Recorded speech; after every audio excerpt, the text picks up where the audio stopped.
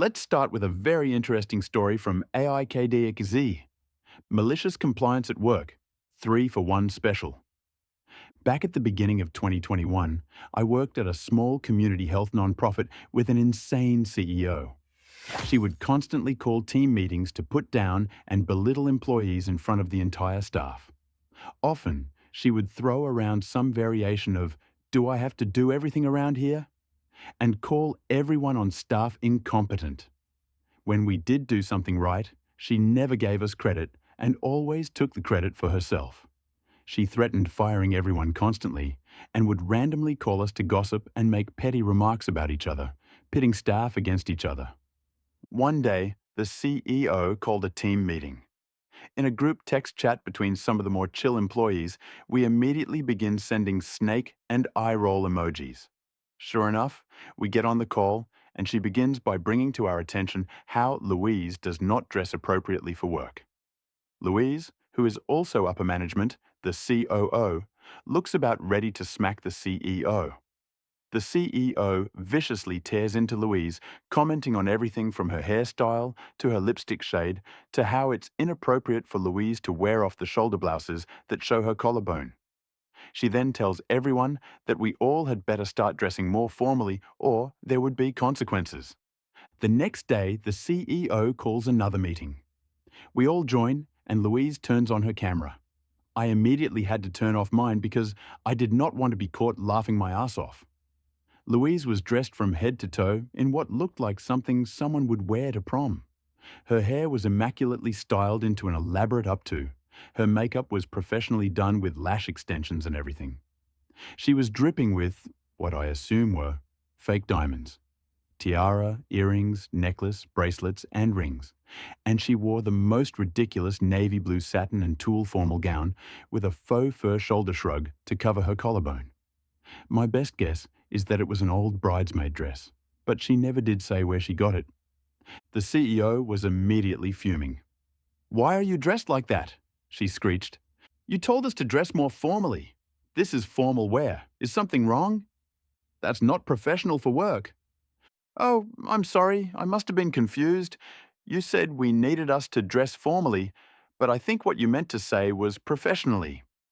The CEO was livid, but Louise continued to rock the prom outfit all day, meeting with patients and clients and everything. Later that week, Tina texts our group chat and says the CEO is requiring her to submit an detailed timesheet with what she was doing and working on down to the minute for her entire day. She was going to BCC us on the email. Sure enough, it pops into our inboxes a few minutes later. Tina had literally detailed her entire past 24-hour day down to the minute. 6:45 a.m., awoken by husband's flatulence. 7 a.m. peed and changed menstrual pad.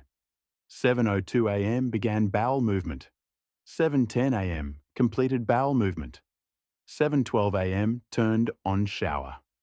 7:13 a.m. tested water temperature with hand. You get the idea. Apparently, the CEO called her on her cell phone and berated her for sending such a detailed timesheet. Tina reminded her that she had requested her entire day down to the minute and didn't specify she meant her workday only. Finally, my turn. My job was in IT and most of my work was as a database administrator, but I often helped with other tech problems. One morning, the CEO called me repeatedly at 2 a.m. My phone settings have it so that if I miss 5 calls in a row from the same person, the Do Not Disturb mode is turned off and the phone rings.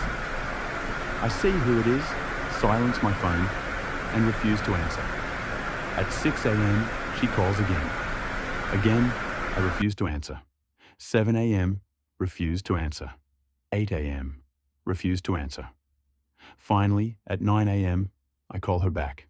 She asks to hop on a video call. "I've been trying to get a hold of you all morning. Where have you been?" "Loud sigh, can I help with you something?" I asked, not even trying to hide my irritation. I literally rubbed my temples and slurped on my coffee loudly. "You didn't answer my question." "And I'm not going to. I was off the clock at the time you called." "You're salaried, right? That means it doesn't matter if you work 100 hours or 1 hour, you get paid the same. So I expect you to be available when I need you." What do you need? I need you to reset all of our company usernames and passwords. We're letting someone go today, and it's company policy to change all of that. At the same time, Louise texts me that she is being let go. So I read the company handbook and make a copy of the page that says the IT person must update the usernames and passwords and give the information to the COO. I changed all of the usernames and passwords to everything, from social media accounts to bank accounts to QuickBooks and emails. I send the usernames and passwords in an encrypted email to Louise and then send the CEO my 2-week notice. 2 weeks go by. It's the last hour of my last day. So what do? Change all those usernames and passwords again and send them to Louise, who was also celebrating her last day. I log out of my email, put my company phone and laptop in the mail, and spend the evening cackling at my malicious compliance. The very next day, on Saturday, the CEO calls me repeatedly. Finally, she leaves me a long and howling voicemail to say what I did was unprofessional, and she would make sure my reputation suffered and I would never work in that industry again. I wait until Monday to call her back. Hey, CEO, I saw you called. I need the usernames and passwords to everything. I'm sorry, but I don't work there anymore. You will have to contact your IT person to help with that. You are the IT person. No, I was the IT person. Now I'm a private consultant and I would be happy to provide my services at a rate of $100 an hour. You changed all the usernames and passwords and didn't provide them to me. Correct. Per company policy, when an employee leaves the organization, the IT person is supposed to update everything and send the new info to the COO. I was leaving, so I updated everything. I provided all the usernames and passwords to Louise. You knew she was quitting too. Why would you give them to her? Because the company policy says to transfer the new username and passwords to the COO, not the CEO. Louise was the COO when I left. Caught in her own bureaucracy, she then had to spend weeks trying to gain access to all of the company accounts. On Louise's and my last day, Tina and another employee quit. Another person announced her retirement. Once the 5 of us were gone, we were followed by several other employees. In total, 11 people on the 14-person staff quit within a few weeks. The best part? I got a new job making the same amount I did at the shitty nonprofit, but part-time in a government position and with full-time benefits. So much for my reputation suffering. I stayed in touch with one of the employees who stayed behind. She's only 3 years away from retirement and is basically Stan from the office. She said they've hired at least a dozen people. All of them quit as soon as they could find another job. Anyway, I'm bored in the hospital and started going through old texts. Stumbled on our old group chat and had a good chuckle. Thought you all might find it humorous too. Names obviously changed. Edit. I'm still new to Reddit, so I had to ask my husband about the awards. Thank you all, it's very sweet of you, but please don't spend your money on this. If you want to show solidarity, consider donating to the Crohn's and Colitis Foundation so we can find a cure. The malicious compliance was absolutely flawless and was executed perfectly. Louise's formal wear, Tina's absurd timesheet, and the ultimate IT lockout were all poetic justice. The CEO's downfall was entirely self-inflicted, proving that arrogance and incompetence are a dangerous mix. The next story from just add the /s. Mom told me to leave, so I did. Law enforcement got involved, and she lost everything. This happened when I was 15. My mum was, let's be real, she probably still is, a mentally, emotionally, and physically abusive narcissist. Some highlights are when she was teaching my twin sister and I to read at the age of 4 or so. It was around 2 a.m., and my sister was having trouble learning, so my mother's solution was to beat her with a sandal every time she got a flashcard wrong. Same thing happened when my mother had me transcribe an essay she had written to my handwriting when I was 7. Every time I started a letter from the wrong position, like starting a capital M from the bottom line, she would beat me with one of her Birkenstocks. This too happened later at night, so when I got too delirious for the exhaustion and pain, she would drag me by the neck and literally throw me into a cold shower to wake me up so we could more easily continue the waking nightmare. When I was 13, I told her to want to live with my dad. They were divorced, and she told me she didn't care what I did after I turned 18. I later figured out that this was because the child support stopped at age 18. Anyhow, fast forward to age 15. Our relationship was understandably strained. We had had guests, and she liked to use guests as a way of controlling our behaviour through shame. It's easier to be an angst teenager when you're grown up. Friends from church aren't watching and judging everything you do. This make it easier for her to pretend to be a firm but loving mother, all while slipping in sideways comments like velvet daggers. Well, I decided I wasn't going to subject myself to the whole thing and spent the day outside in the woods nearby. We lived in the mountains at the time, so it was less than 100 feet from the house. When I saw our guests had left, I went to go back inside. My mother, perhaps unhappy at being denied a day-long emotional abuse routine, told me I wasn't welcome and that I should leave. My 15-year-old brain heard her words and knew that she only meant for a little while, but it also recognized that failed to specify any time frame at all. So I hiked a couple miles to a friend's house and asked if I could spend a couple days there. When my friend's dad found out that I was there and why he was pissed and said I could stay as long as I needed, I didn't go home that evening or the next. My mom became concerned and contacted law enforcement, LE, to report me missing. This is a big deal for several reasons. We lived in the mountains on a national park, so it was a very real possibility that I had been attacked by a wild animal, become injured while hiking, drowned, or been kidnapped. Nobody knew of my mother's abusive tendencies or the squalor and neglects my sister and I lived in. Most importantly, the law enforcement was the local park rangers with which she worked daily. Ellie immediately contacted my dad's side of the family to see if I had turned up there or contacted them. They promptly freaked the out and came to my house with lawyers on standby. Ellie then hired dogs to track my scent, and then everyone freaked out because the dogs tracked me to a nearby river where my trail died because the dogs couldn't pick up any more scent. Over the next couple days, there were people going in and out of my house, rangers, lawyers, my family, etc.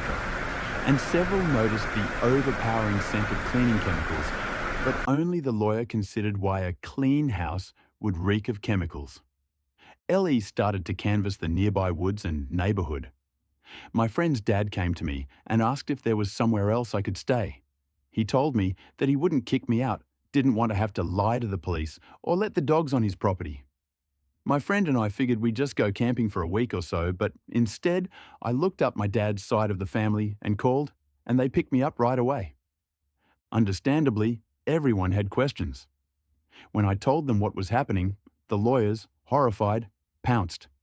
A judge issued an emergency change of custody and prevented her from gaining custody until she underwent a psych eval and therapy, which my mother would never allow.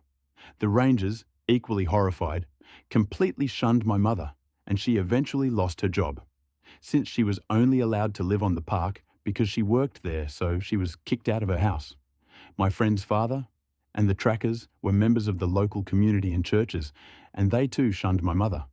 She lost her job, her house, her church, and her friends, all because she told me to leave, and I did. TLDR. Mom told me to leave the house. When I didn't come back, she called LE and reported me missing.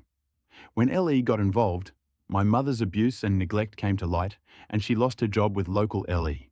Her house, which she had through the local LE and her friends. Judge finally awarded custody of us kids to my dad, so she lost her child support payments too. Edit for clarity.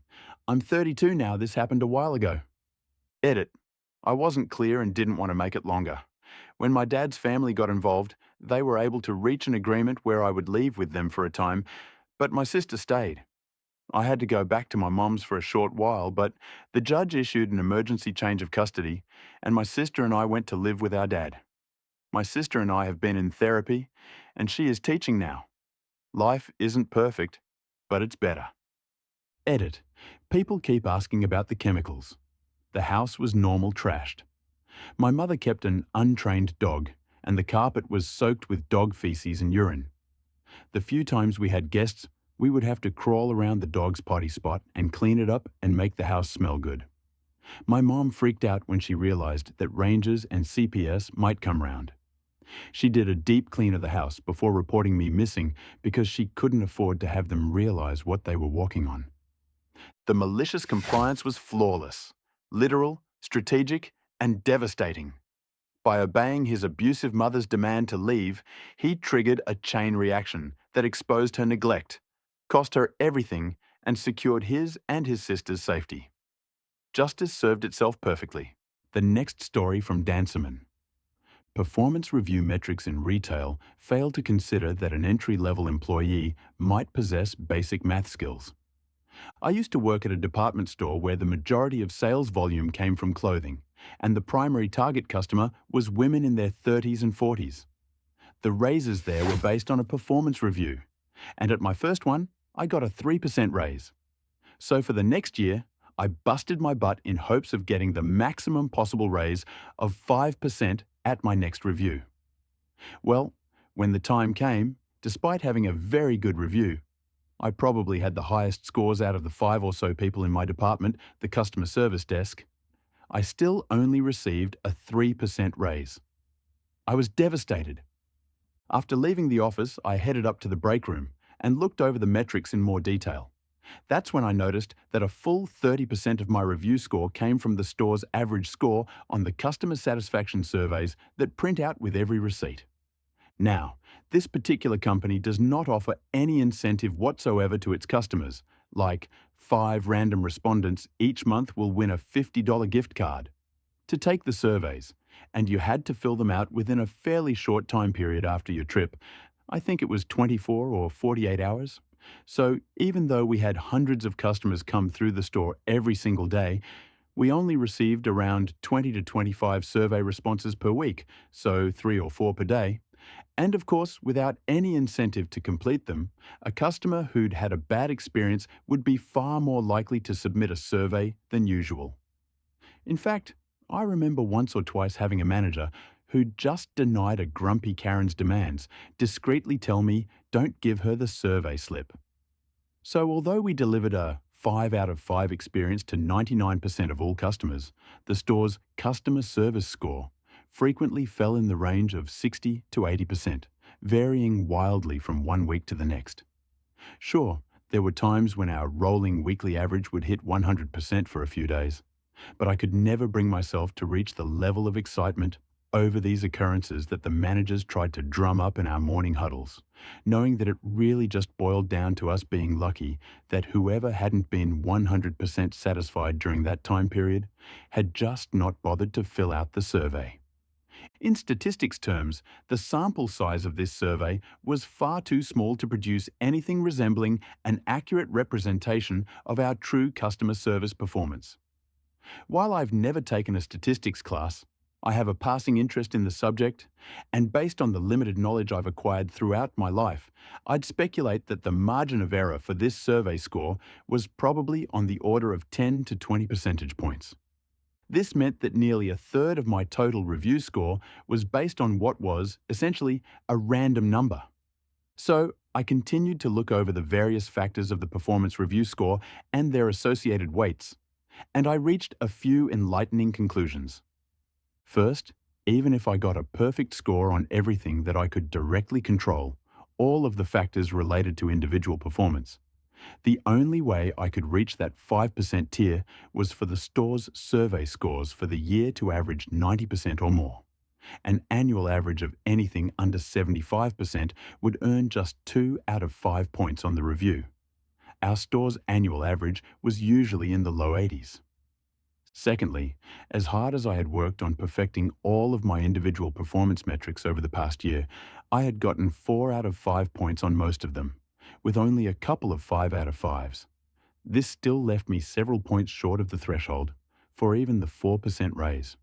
So I did some calculations and determined that even if, over the next year, I discontinued all attempts to impress my managers, put forth only as much effort as the employees that were college students, and just showed up on time for all my shifts, I'd end up with all 2s and 3s on my next review, but the store's survey score would actually help my score enough to still qualify for a 3% raise.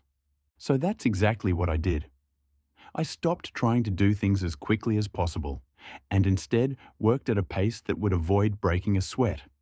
And mind you, for some reason, the store was always around 76 to 78 degrees Fahrenheit. So this meant I actually moved even more slowly than is my natural inclination, which tends to be a bit faster than your average person. When working a cashier shift, I stopped proactively scanning the spare copies of the coupons that were kept at each cash register for the various 15% off everything coupons that were constantly sent out in the mail. For every customer who came through my line, we were allowed, mildly encouraged, but certainly not required to do this, instead only scanning it for folks who explicitly asked me if I had it. If I wasn't working at a register where it would be blatantly obvious, I'd spend 20 to 25 minutes on my 15-minute breaks. When working a shift on the sales floor, instead of working diligently and methodically to straighten up every shelf and table, I'd spend just enough time on the worst ones to get them looking reasonably decent. Then spend an hour or two just walking laps around the store, looking like I was on my way somewhere, stopping only when a customer flagged me down. Whenever I was working directly with a customer, I'd still provide great customer service, but for everything else, I was just phoning it in. Sure enough, a year later, the comments on my review were a lot more critical than they'd ever been. And yet, I once again had a 3% raise. That raise was oh so much more rewarding than any of the previous ones had been. This became my status quo for the rest of the time I worked there, until I landed a full-time tech support job and said sayonara to retail once and for all. I distinctly remember when I turned in my notice, the store manager said, "Well, we'll to miss you. If you ever want to come back for some extra cash around the holidays or anything, we'll bring you back on at the same rate you have now." I was making $8.43, while the state minimum was $7.25. My new job was paying me $11 an hour. I said, "Yeah, that's not going to happen." Edit.